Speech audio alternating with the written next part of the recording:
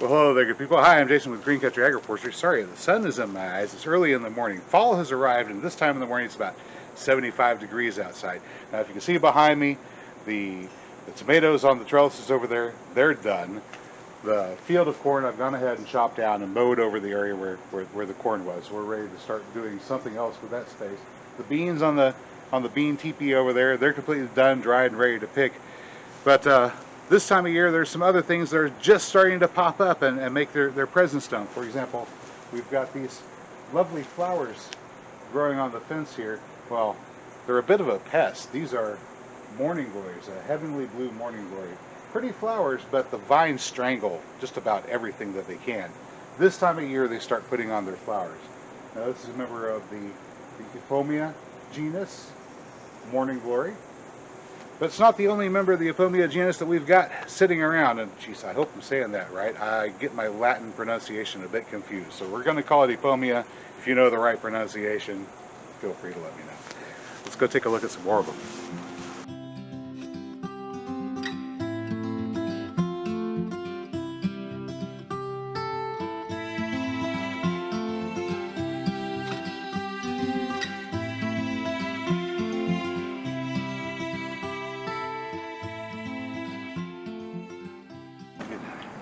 These tiny little red flowers that you see right here in the foreground are the flower of a vine called cypress vine. It's another member of the Ipomoea genus, just like the morning glories. Of course, it's got very distinctive feather-like, well, I don't know, not feather-like, more fern-like foliage here. You can see the leaves, kind of like the leaves of a cypress tree, which is, I'm guessing, the reason why they call it a cypress vine. This vine, although as far as I know, doesn't have any real medicinal or culinary purpose, it serves as a food source for hummingbirds, which are getting ready to make their migrations this time of year. They love drinking the nectar out of these little red flowers, which are only open in the morning, which is the reason why we're out here in the morning. But this is not the only member of the Ipomoea genus that we have. By now you should be intimately familiar with the flowers which are representative of the Ipomoea genus. And here we have another example. Aren't these pretty? These sort of purple-throated, mostly white, off-white flowers that we've got here. There's a bunch of them. There's some here, some here. There's more little buds forming here. Of course, we're in the middle of our reproductive cycle for this member of the Ipomoea genus. This is Ipomoea batatas, better known to you as sweet potatoes. Sweet potatoes make an excellent ground cover if you're wanting to have something to keep a bunch of grass and weeds from growing up over an area whenever you're in the midst of establishing your deep mulch for your food forest. If you don't have all of the plants that you really need to intensively plant an area, you can cover the ground with a ground cover with these sweet potatoes, Ipomoea batatas. Plant them at a spacing of about one plant for every 3 feet, for every 3-foot square. So if you do a 1 yard by 1 yard square in the middle of it, plant your sweet potato and then let them grow out. You'll still have a few things that are going to pop up. Boy. Things like a little bit of sedge grass that came up here. But for the most part, sweet potato has done a great job of keeping this area clear of unwanted things, unwanted grasses and such. While I'm preparing to harvest some sweet potatoes, I noticed that this milo here, this green grass plant milo, it's come to the end of its life cycle. Those seeds are ripe, so we're just going to go ahead and cut it off right there. And I've got a few more like this that I can harvest. Alright, there is another milo seed head that is ready to be harvested. I'm just going to chop that right off there. There's a little bit more growing here. I'll let it keep on growing. If it makes more, that's fine. If it doesn't, that's fine too, but those are ripe. And you may have noticed in this area, here in the 7-layer food forest, we still have our, is that in frame? We still have our walking onions over here.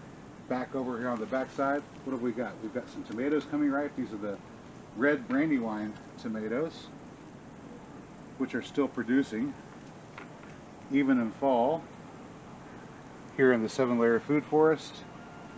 As you see, we have, that will ripen up on the counter, several fruits that we're still harvesting. These tomatoes grow really well whenever they're trellised on things like hazelnut trees, or in this particular case, this tomato is using a canna lily to climb, and that's just some of the fruit which is coming ripe at this late stage of the game. And these plants, the tomato plants here in the fall, growing in the food forest, show no sign of stopping. They're going to keep on going. They're going to keep on going and producing. Speaking of that canna lily, let's take a look. Well, this is the purple fringed red flowering canna lily. It's probably got a specific name, cultivar name, but I don't happen to know what that is off the top of my head. They're still blooming this time of year, and the hummingbirds are really loving these as well as the cypress vine. As a matter of fact, some of them have already gone to seed, and I'll show you some seeds. Okay, so there are those red canna flowers up there, proving to be a food source for the migrating hummingbirds, which are just enjoying them.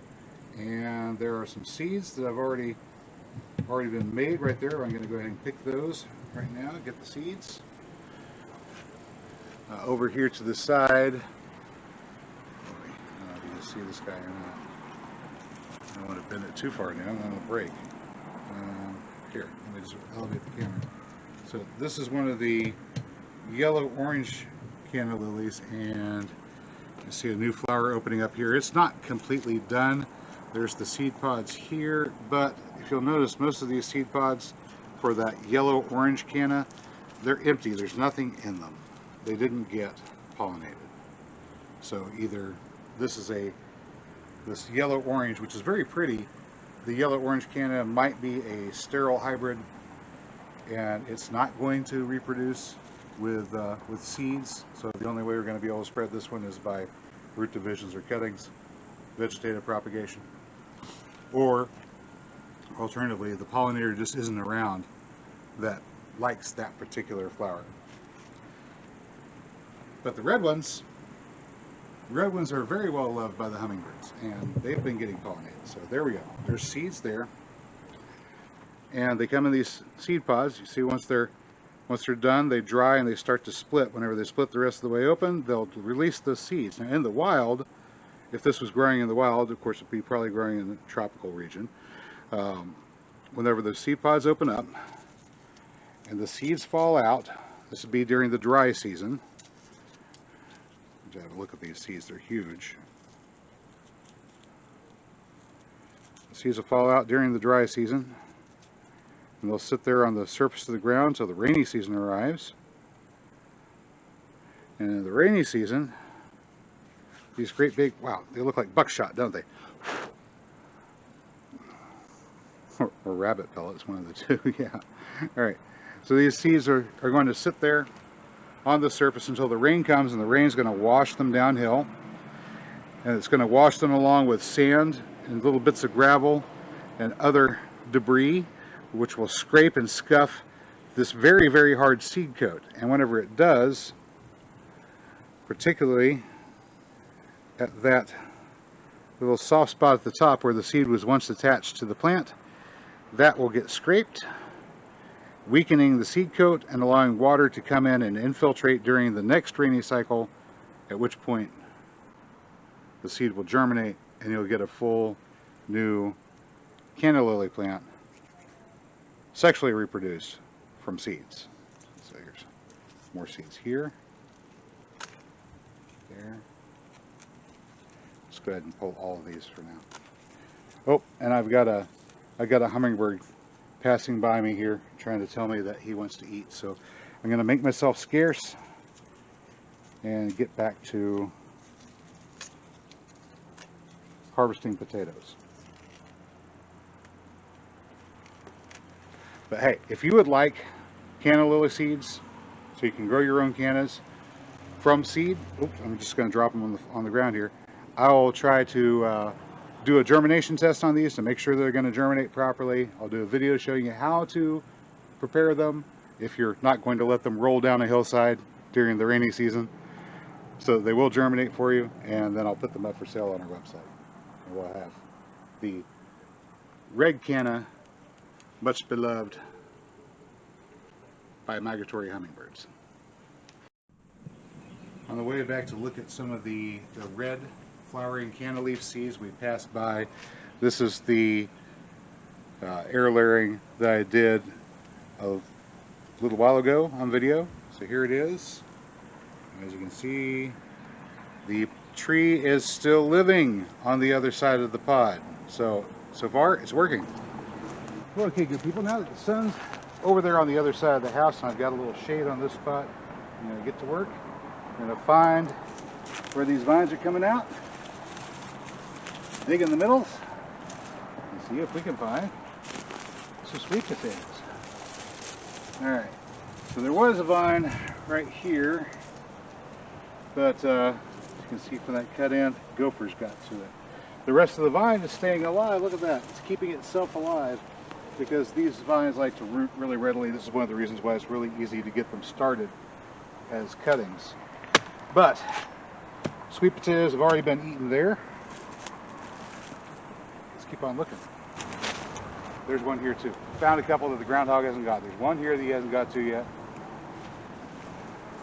If I move these vines back, you see a whole bunch of activity right here. Everything's still alive. So let me go ahead and get a look over here. See what I'm talking about? Oh, I got another one right there. Okay, the groundhog didn't get them all. That's good. Let's go with this one. Cool. Okay. So I've gone through and I've looked, and it seems that the gophers have only left me with 3 plants out of the somewhere between 12 and 15 that I planted earlier this spring. So lots and lots and lots of predation from the nasty little critters underground. I'm probably going to take a year or two off of growing root crops just so I can starve the little boogers. And I'm also going to be expanding my peppermint plantings around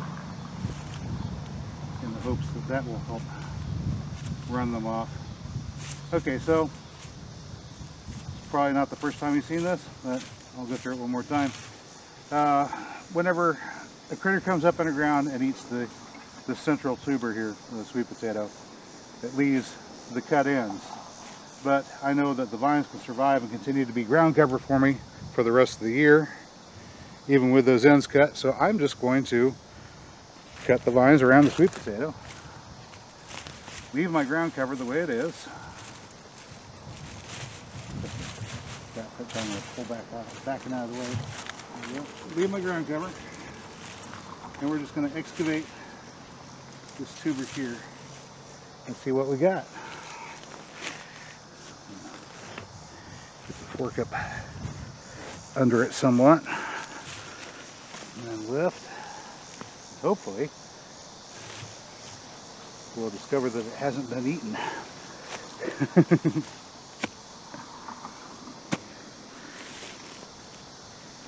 If it's been eaten, then oh well. We got a couple more, but there's a sweet potato for you right there. So, can you grow sweet potatoes from sweet potatoes you started or found at the grocery store? Yes, yes you can. Can you grow sweet potatoes under a pecan tree? Yes, yes you can. Has a ground cover of the pecan tree. That's a respectable sweet potato. Gopher might have gotten a piece of that one there. There we go. Well, all right, good people. I'm back here with the weigh-in report. We've managed to collect a grand total of 15 pounds of these great big old Beauregard sweet potatoes from the plants that the gophers allowed me to have. That's maybe a quarter of what I planted all together. So I'm really going to have to get on the ball and take care of this gopher issue, huh? And that's all I got for you today, good people. If you found this video informative or entertaining, well, you know what to do. I will catch you next time.